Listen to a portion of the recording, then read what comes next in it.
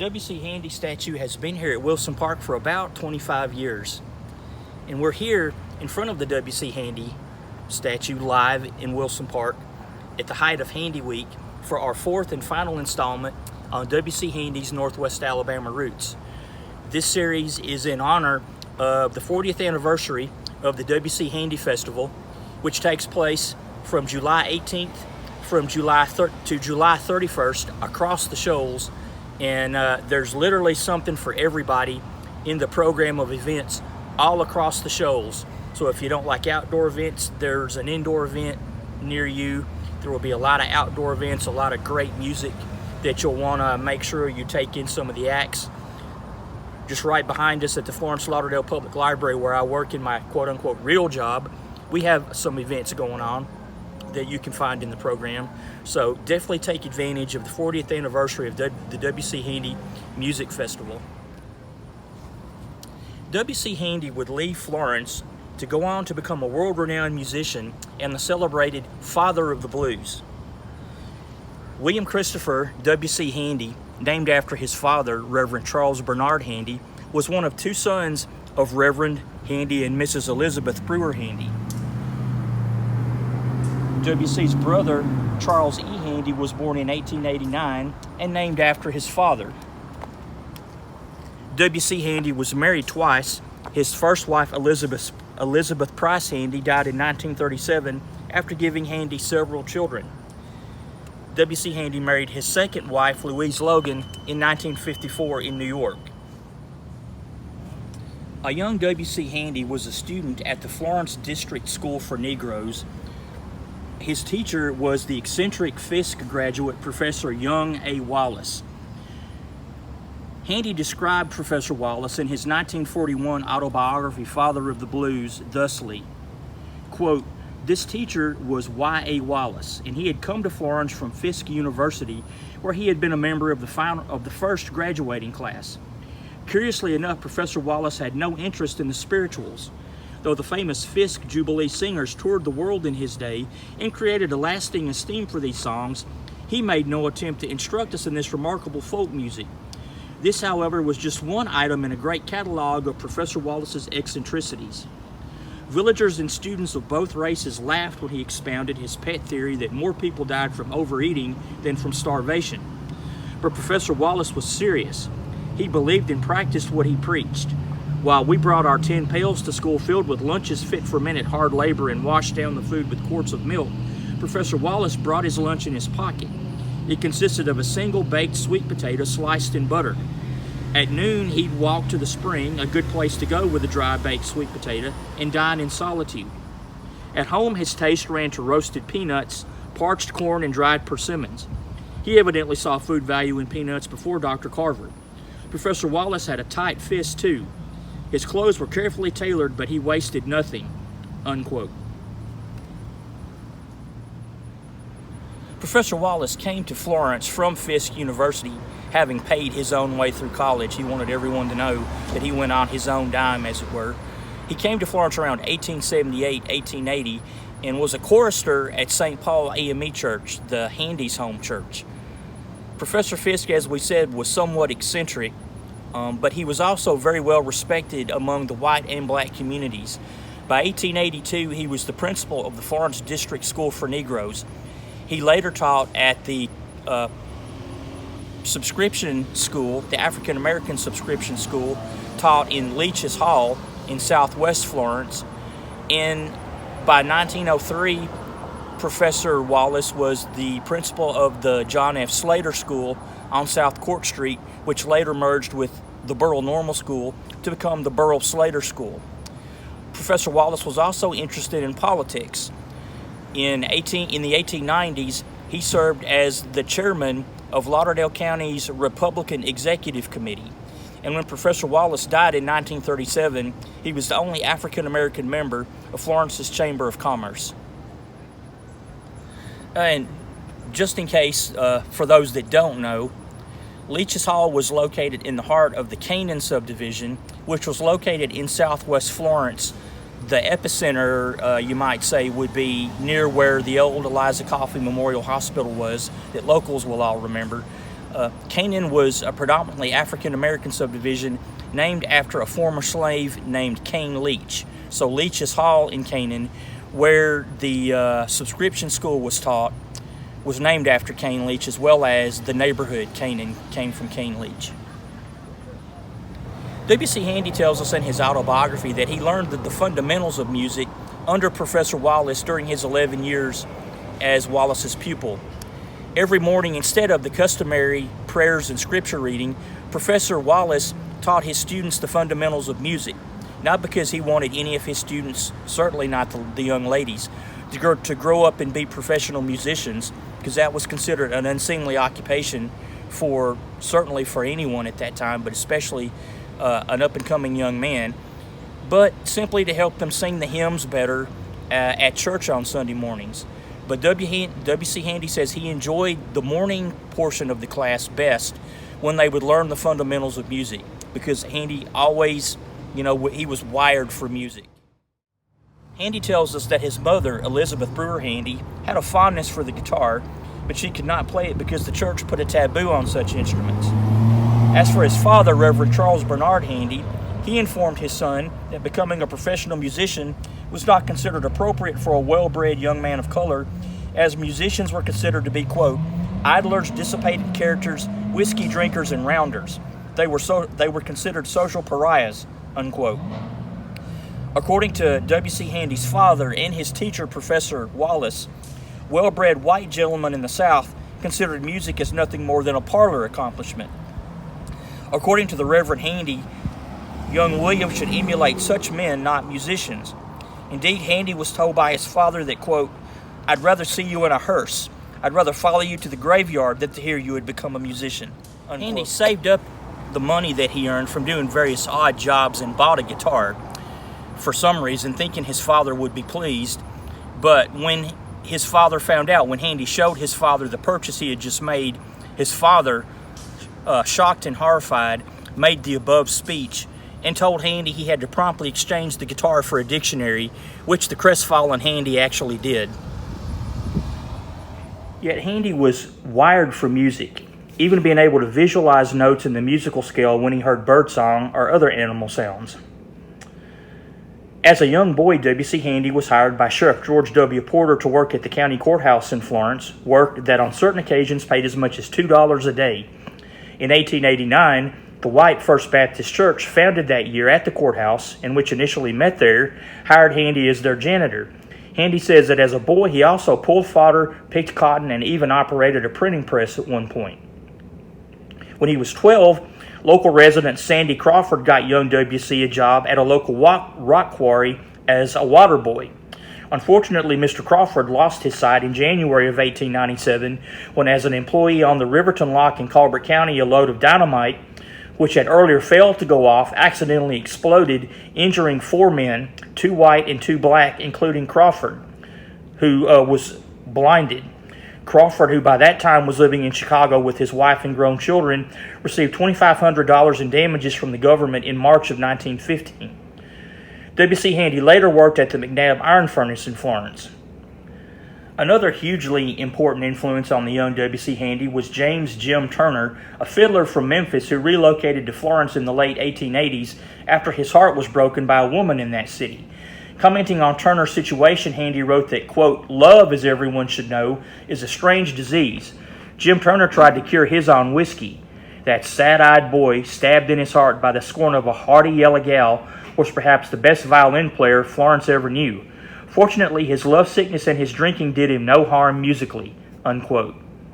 Commenting on Turner, W.C. Handy's biographer David Robertson writes that, quote, although obscure historically, Jim Turner was in his day one of the most celebrated folk fiddlers in the Tennessee River Valley, unquote.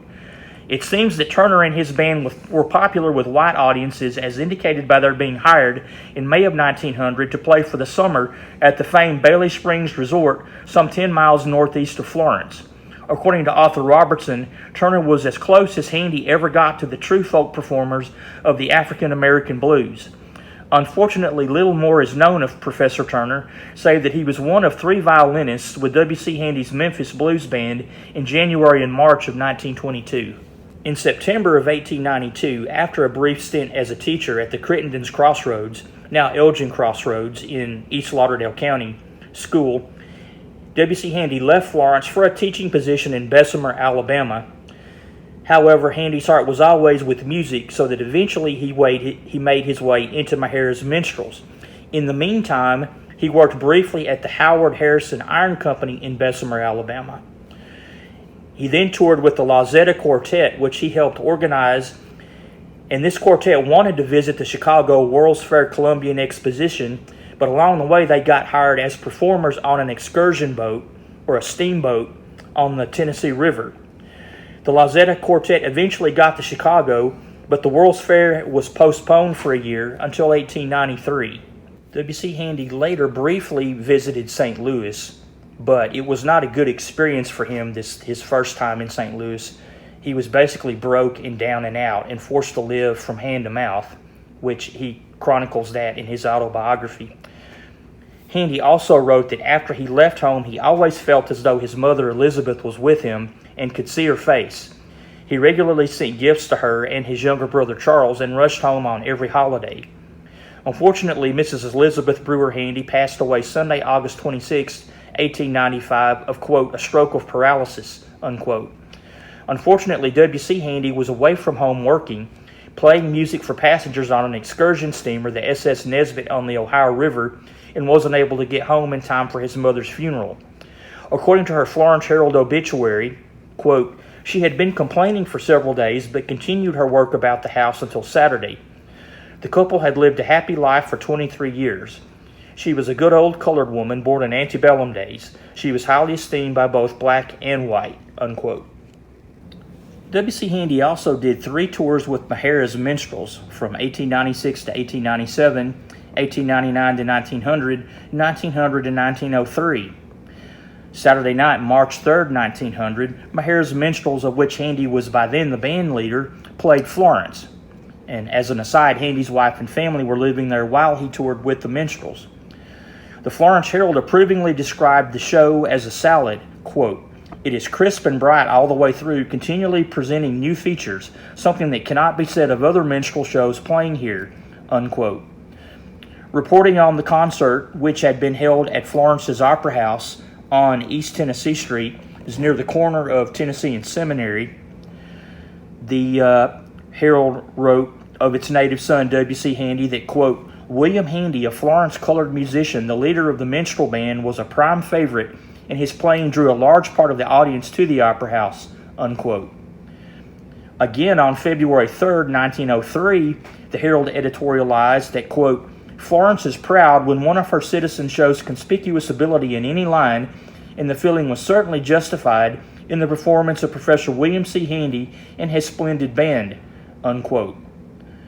But even more rewarding than the praise of his hometown papers was the praise Handy received from his father, Reverend Charles Handy, and his former teacher, Professor Young Wallace. Reverend Handy had come to Huntsville from Meridianville in Madison County, where he was stationed as a pastor at that time, to hear the Minstrels play their March 2nd, 1900 concert in Huntsville. According to Handy, W.C. Handy, after the show, his father, quote, grasped my hand and repeated words that have burned in my brain through the years. He said, Sonny, I haven't been in a show, a theater or concert, since I professed religion. I enjoyed it. I am very proud of you and forgive you for becoming a musician, unquote. Likewise, Professor Wallace had also come to make peace with Handy's career choice and expressed his own appreciation for all that Handy had accomplished. It seems that Handy had in a sense come full circle. He would go on to bigger and better opportunities when he eventually arrived in Memphis. His birth and childhood in Florence, surrounded by family and friends, and his stint in Maynards Minstrels served as the prelude to Memphis. W.C. Handy wrote Mr. Crump's Blues for boss Edward Crump, mayor of Memphis, in 1909, which helped get African Americans to vote for the white Crump. In 1907, Handy had met Harry Pace, a brilliant young businessman from Covington, Georgia, and they teamed up in 1913 to found the Pace and Handy Music Company in Memphis. Their first publications, some with lyrics by Pace, were mediocre, But in 1914, Handy penned his masterpiece, St. Louis Blues.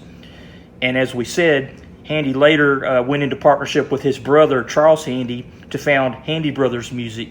So the partnership with Harry Pace was dissolved, and W.C. Handy went into partnership with his brother, Charles E. Handy. W.C. Handy moved to New York in 1917. In addition to composing, Handy worked laboriously at compiling blues tunes, which he published in a book called Blues, an Anthology, in 1926. He later published Negro Authors and Composers of the United States in 1935 and Unsung American Song 1944. His biography, Father of the Blues, was published in 1941. And as an aside, the Florence Lauderdale Public Library has most of these books in our local history genealogy department. Handy had moved to New York in 1917. In the 1920s, W.C. Handy suffered temporary blindness due to an infection, and in 1943, after a fall from a subway platform, he became permanently blind. W.C. Handy died March 28, 1958, and was buried in the Woodlawn Cemetery in the Bronx, New York. I want to just say a few things in closing out. W.C. Handy always had a warm spot in his heart for his hometown of Florence, so much so that he named one of his daughters Florence.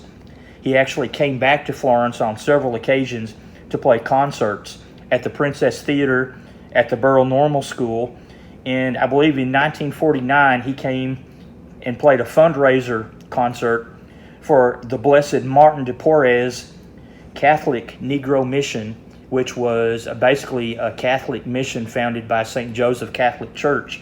They were trying to raise funds to build a parochial school for African American Catholic kids, which I don't think ever happened. The church itself was only open for a few years, but W.C. Handy, who was a Methodist, did come and play a benefit concert for an African American Catholic mission in Florence. In 1945, on VE Day, W.C. Handy was back in Florence, where he played a stirring rendition of the Star Spangled Banner on his trumpet in front of the Florence Times office, which to this day many Florentines that are old enough to remember still talk about. And of course, his legacy continues in Florence Lauderdale. The Negro Library, which was founded in 1949 after holding a contest, was renamed the W.C. Handy Library. It was integrated in the 1950s. Then we have the W.C. Handy School, which was also built in the 1950s. And of course, the W.C. Handy Home and Museum, restoration work of which began in the late 1950s, 1960s, and is now going strong. So hopefully we've given you a little bit of interesting facts about the life and legacy of W.C. Handy and his Northwest Alabama origins. Remember to check out the Handy Festival, which goes on in Florence until July 31st. There are events everywhere, including the public library where I work in my day job. And stay tuned for lots more exciting topics on various different historical subjects. I want to just say a few things in closing out. W.C. Handy always had a warm spot in his heart for his hometown of Florence, so much so that he named one of his daughters Florence. He actually came back to Florence on several occasions to play concerts at the Princess Theater, at the Burrell Normal School, and I believe in 1949 he came and played a fundraiser concert for the Blessed Martin de Porres Catholic Negro Mission, which was basically a Catholic mission founded by St. Joseph Catholic Church.